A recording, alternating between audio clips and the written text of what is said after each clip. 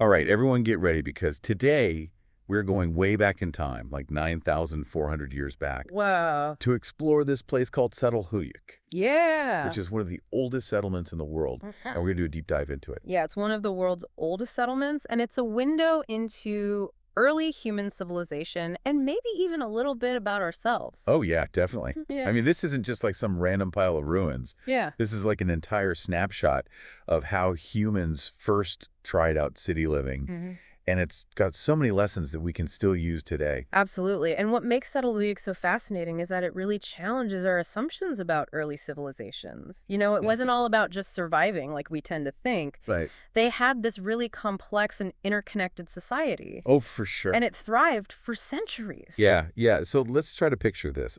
Okay, so we're in modern-day Turkey, Okay. standing on this Konya Plain, which is very fertile, by the way. Yeah. And there it is. Stretching out before us is Çatalhöyük, this huge settlement. Like, it would take up about 20 football fields. Can you imagine that many people Wow. living together back then? Yeah, I mean, that's one of the earliest examples we have of humans like gathering together in large numbers. Yeah. And not just to survive, Right. but to really build a complex Like, society. to build something bigger. Yeah. Yeah. And the thing is, it was so different than anything we see today. Okay, so forget about streets and sidewalks. Yeah. Forget about all that. Yeah. Because in Çatalhöyük, the houses were all clustered together, sharing walls. And the only way to get in was through the roof. Through the roof. Yeah, that's right.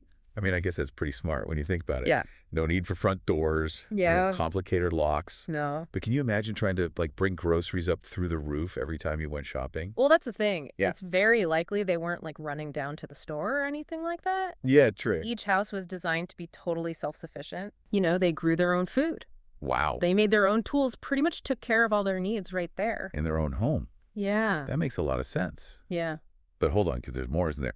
Didn't they also bury their dead under the floor? Oh, yeah. That's one of the things that makes Çatalhöyük so unique. Really? Yeah, it shows that even back then, 9,400 years ago, humans had a deep and complex understanding of death and their ancestors. Oh, I see. It wasn't just about, saying goodbye. Right. It was about keeping your loved ones close, literally underfoot. Yeah. That's an intense thought. Yeah. So, okay, we've got these rooftop entrances and self-sufficient homes, and the ancestors are buried under the floor. It's like they were living in a completely different world It is a different world. than ours. Yeah. But even back then, they were dealing with some of the same challenges that we face today. Oh, absolutely. I mean, they had to figure out how to live sustainably, Yeah. how to manage their resources, how to build a community that could really thrive even though they were packed in so tightly together. Yeah.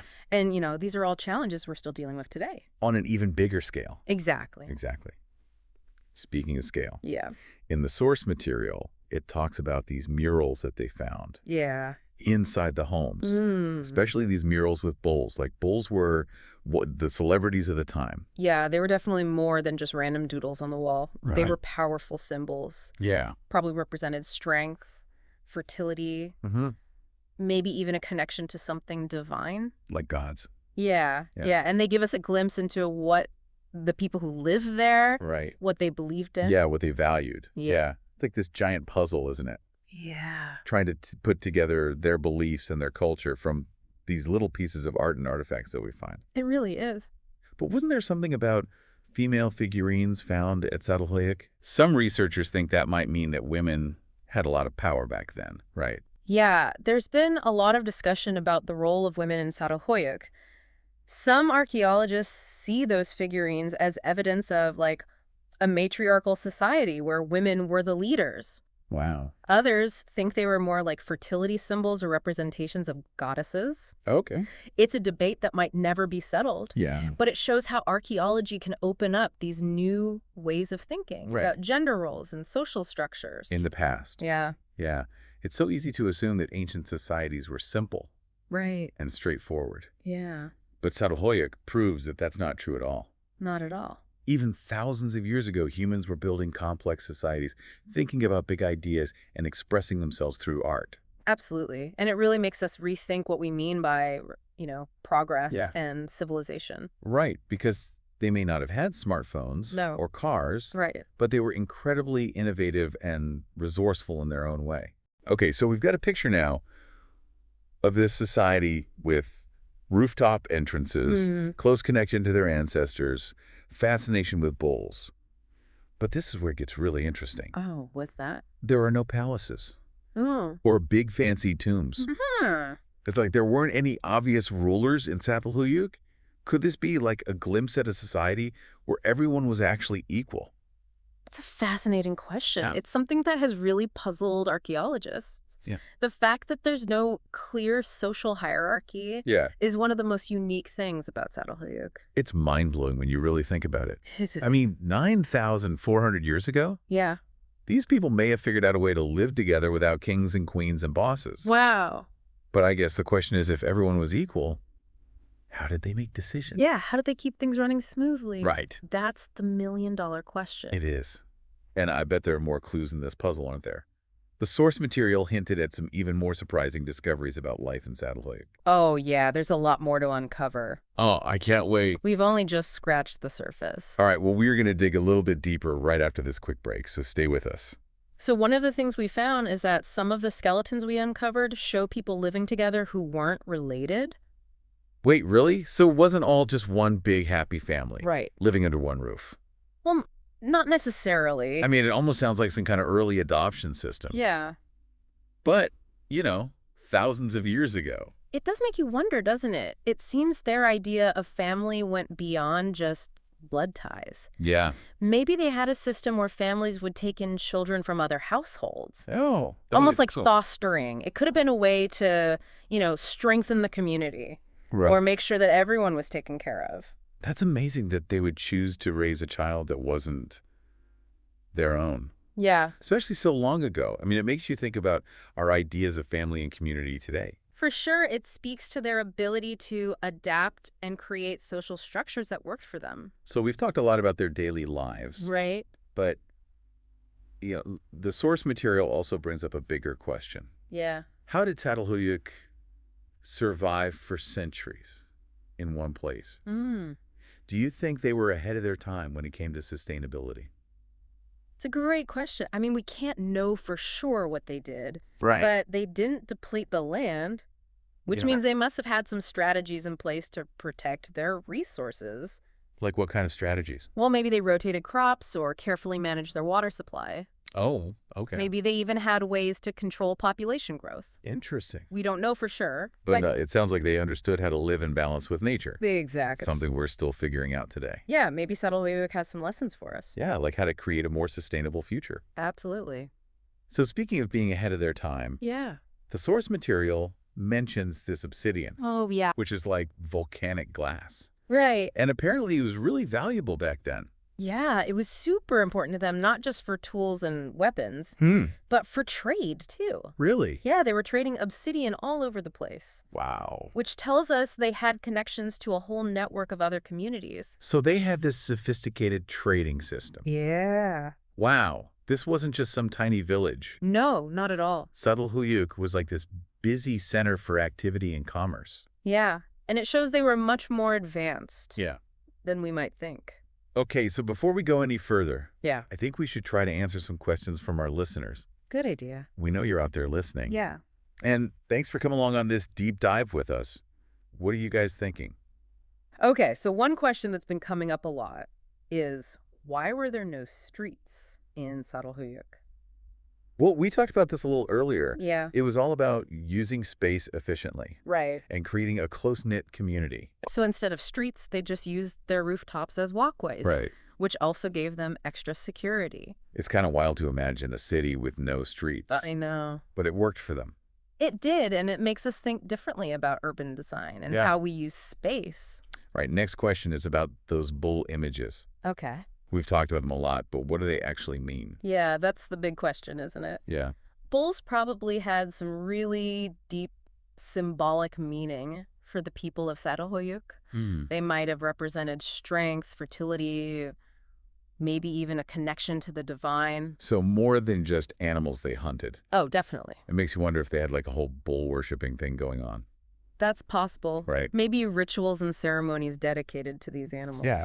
Unfortunately, we don't have any written records, Yeah. so we can only guess. Okay, last question for now. Yeah. How did they manage to live with such a large population in such close quarters? That's a good one. I mean, even with close families, wouldn't there be some tension? Well, researchers are still trying to figure that out, Yeah. but it seems like their shared beliefs and their strong sense of community were really important Okay. for keeping things harmonious. Right. They also had a good system for managing their resources Yeah, and making sure everyone had what they needed. that's pretty impressive. It is. It shows how clever and socially intelligent they were. Yeah? I mean, they created a thriving society in what seems like a really difficult situation. And maybe there are some lessons in there for us Right. as we deal with our own issues of population and resource management. Exactly. It's amazing to think about these people, Yeah, living their lives, raising their families, making art I know. all those years ago. What do you think their stories were like? I know. It's like we're getting these glimpses into their world, Yeah. but we'll never really know the full picture. Yeah. It's fascinating and frustrating at the same time. It really is. But even with the missing pieces, Çatalhöyük gives us so much. Yeah. It makes us question everything we thought we knew about the past. Right. And it reminds us that humans have always been ingenious and resilient Yeah, for a very long for a very long time. What do you think they would think about our world today? Oh, that's a great question. Would they be impressed by our technology? Yeah. Or would they just be confused by how complicated everything is? Maybe they'd be like, what are you doing with this little glowing rectangle? Right. Or maybe they'd be amazed by how connected we are to people and information from all over the world. Yeah, it's fun to think about. It is. But the real question is, what can we learn from them? Yeah. What did they get right that we've forgotten? What mistakes did they make that we can avoid? It seems like they really understood community and sustainability. Yeah. Two things that we're still struggling with. And maybe they had a different way of thinking about life and death, burying their loved ones right there in their homes. It seems like there was a real closeness Right. and a reverence that we don't have so much anymore. Yeah, it's like they were more connected to the natural cycles of life and death. So, okay, we've talked about rooftop entrances and bull art and even a possible early form of adoption. Yeah. Was there anything else about Çatalhöyük that surprised you? You know what surprised me was Yeah. the fact that they did so well for so long without any sort of leader, Right. like a hierarchy. Yeah. It makes you wonder how societies work, Yeah. What is power? What is leadership? It really shows that there's more than one way to build a successful society. Absolutely. And maybe there are other ways out there that we haven't even thought of. Right. Çatalhöyük is proof that humans can adapt Yeah, and create all kinds of different societies. for sure. It inspires us to think outside the box, Yeah. come up with new solutions for our problems. Absolutely. Okay, so as we wrap up our deep dive into Çatalhöyük, Yeah. we have more questions than answers. Yeah. Always more questions. But that's okay, isn't it? I think so. It keeps us curious. It does. And maybe someday archaeologists will discover even more secrets about this amazing place. Oh, I hope so. I hope so too. But for now, as you go about your day, I want you to imagine yourself walking across those rooftops, Yeah. entering your home through a hatch in the ceiling. Picture those colorful murals Yeah. and think about that strong sense of community that they had. Mm. And ask yourself, what can we learn from Çatalhöyük? That's the question. What wisdom can we take from their way of life? That's a good question. It is. Well, that's it for our deep dive into Çatalhöyük. Yeah. Thanks for joining us. Yeah. And remember, even though we're separated by thousands of years, the people of Çatalhöyük are part of our story. Yeah. Their creativity, their resilience, it's Right. all part of our shared human heritage. Absolutely. Thanks for listening.